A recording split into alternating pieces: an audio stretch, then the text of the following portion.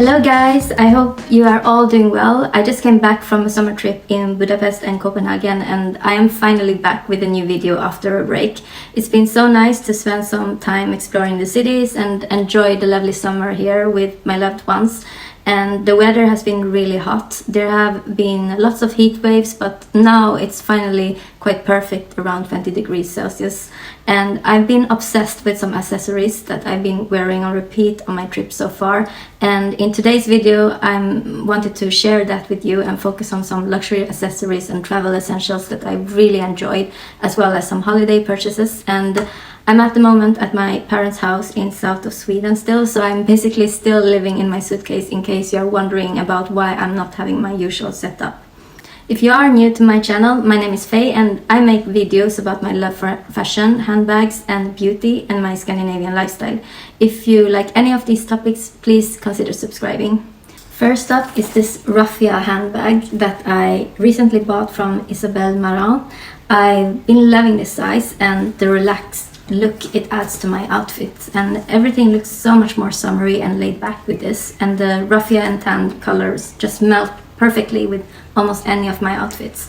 And it has been the perfect tote to bring with me when going on exploration mode, and I could have my Constance to go in the bag that I've used both as a clutch but also as a transitional evening piece, and it works as a wallet and fits all my cards and makeup. And in this bag I can also fit my sunglasses and an extra shirt if I need that.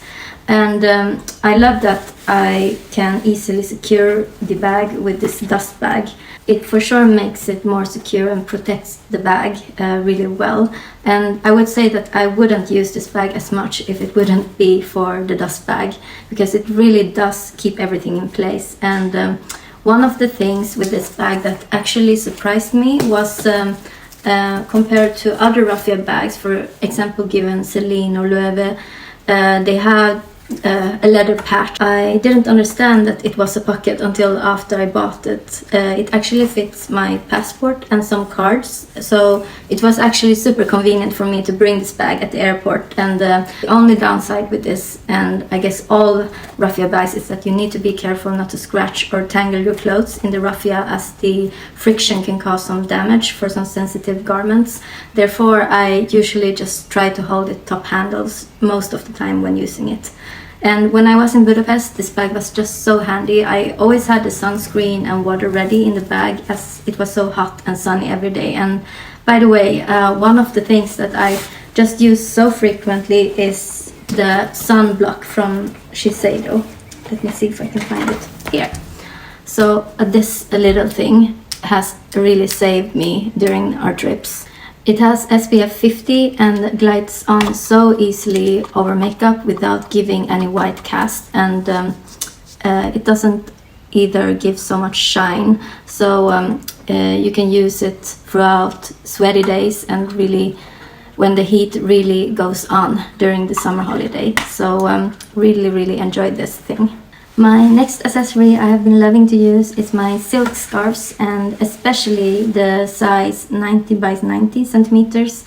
This particular one is from Hermes, and I have just been using it as scarves, as a top in different ways, and I just love how versatile it is to be able to just instantly make an outfit, or making you look more put together by wearing the scarf on the neck or even the head. If I tie this scarf around and then put some sunglasses, boom, babushka. The city of Budapest was amazing, and I was positively surprised about all the beautiful architecture and very accessible live music, because it was really a musical city full of legacy. And they had one particular cafe which is called the Parisian Cafe, which I just fell in love with. The whole setting was just in an art deco style, and it felt like being in a Gatsby movie when sitting there sipping on my tea and having this incredible Budapest cake while listening to some of my favorite compositions by Franz Liszt. and we really made sure to go to some piano concerts on this trip, as I'm personally been playing some of his compositions. Anyway, apart from all the beautiful cafes and delicious cakes we had, I also really enjoyed the Middle East food and all their handmade lemonade with different flavors. And I have not visited an European city with so much incredible Middle East food as in Budapest. And the best thing is that it was so affordable. I think that everything was about 30% cheaper than in Sweden, so we sometimes order more than we could eat.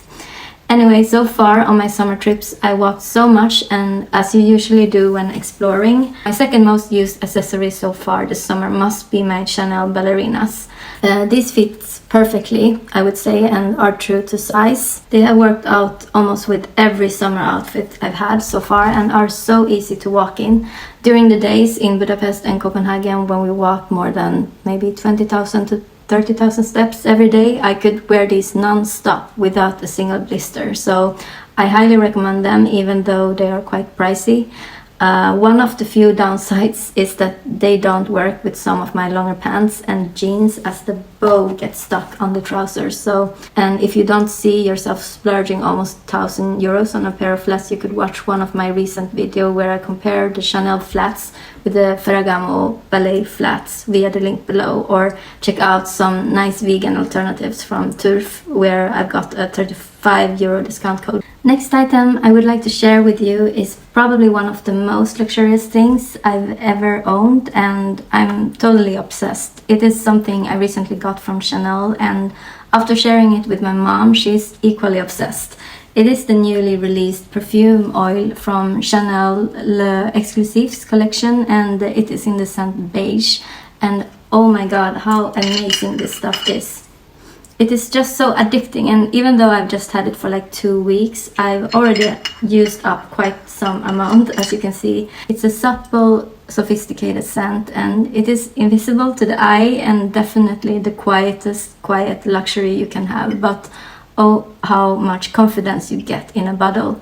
And why I choose oil instead of perfume, you may wonder. It is actually less overwhelming and more subtle in the scent than a normal perfume, and it also moisturizes the skin with jojoba seed oil and gives the skin such a beautiful and luxurious shine. And I love to have it on my neck and then smooth it down on the collarbone, which gives such a glamorous vibe. And this particular scent is underscored with this intense half-torn freesia frangipani accord and subtly enhanced with honey. It just gives me calmness and sophistication at the same time. Let me ask you something. Do you guys usually do luxury shopping when traveling? Because I was in Copenhagen for a few days during my vacation and visited my sister, and I just love the boutiques and shopping in Copenhagen. The available styles are much more versatile, and there's more vibrant colors available than in Stockholm and Helsinki, for instance. We tried on some shoes, and my sister loved these cute Mary Janes, and I tried on some bags, in particular this classic beige small flap, and I think the size is just so lovely, but the color is slightly too yellowish toward my skin tone. Do you see what I mean? Anyway, I also tried on this burgundy backpack, and oh my god, it's so practical and stylish at the same time. And I love the champagne color hardware details and the chain against the red.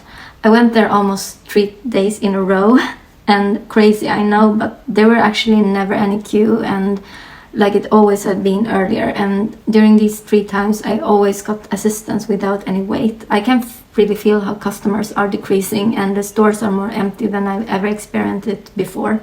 I spotted some sale items on the shelf as well, and I normally haven't seen any sale item on previous year, but this time it was openly displayed, and there was just, however, nothing there that really caught my eye. And I think that overall sales is going much slower at Chanel, and that they lost a big portion of their customer in the upper middle class and middle class segment due to the world economic situation, in combination with their constant price increases and lack of quality improvement.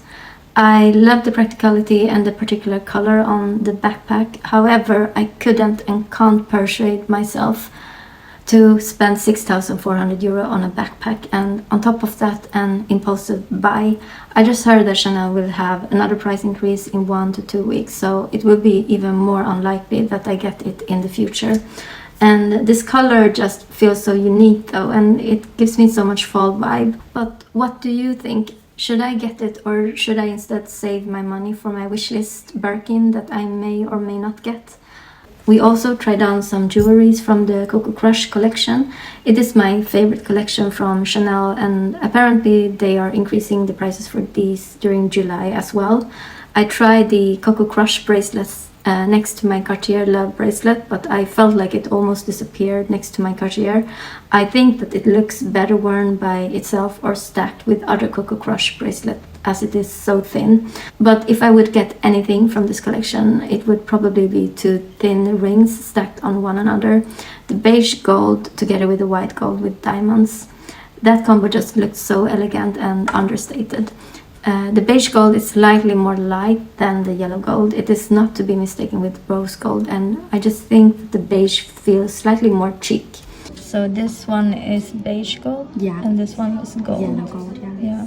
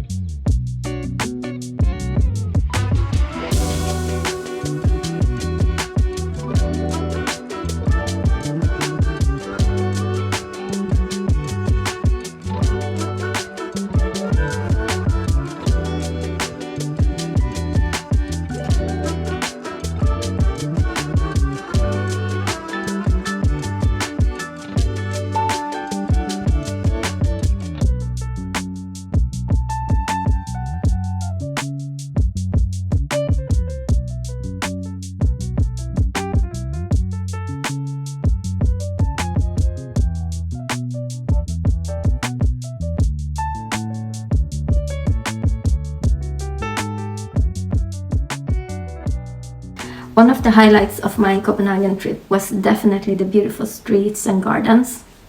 And also I loved that we managed to find this Korean barbecue at Nordhavn. We could order as much as we wanted of all the food, including bulgogi and fried chicken, on the iPad, and they have these cute robots delivering everything to us. However, they were quite slow and the food came in different orders, so in the end we didn't know how much we had left and if it would come at all. And when we were all so full that we couldn't eat anymore, we were feeling quite scared every time the robot came closer. We were like, hope that's not ours, and hope it's not getting closer, hope it's for the table behind us. And one of the things that I love with Copenhagen is that the city is so full of Michelin restaurants. For instance, Noma is one of the most famous one that unfortunately will close by the end of the year. But one of the chefs there has started his own restaurant, so we managed to get the table there. He actually has personally invited us over after we accidentally stumbled in the night before when they were hosting Lily Collins and her husband and friends. Anyway, his name is Matti Picci and is famous for his omelettes that are just insane. It is, without exaggerating, the Ferrari of omelettes. Just melts in your mouth with every bite, and I highly recommend anyone to go there if they are visiting Copenhagen. Anyway, thanks a lot for hanging out with me. This video became chattier than usual. Please make sure to like this video if you like the content, and if you would like to see more, please consider subscribing. See you again on my next video. Bye bye!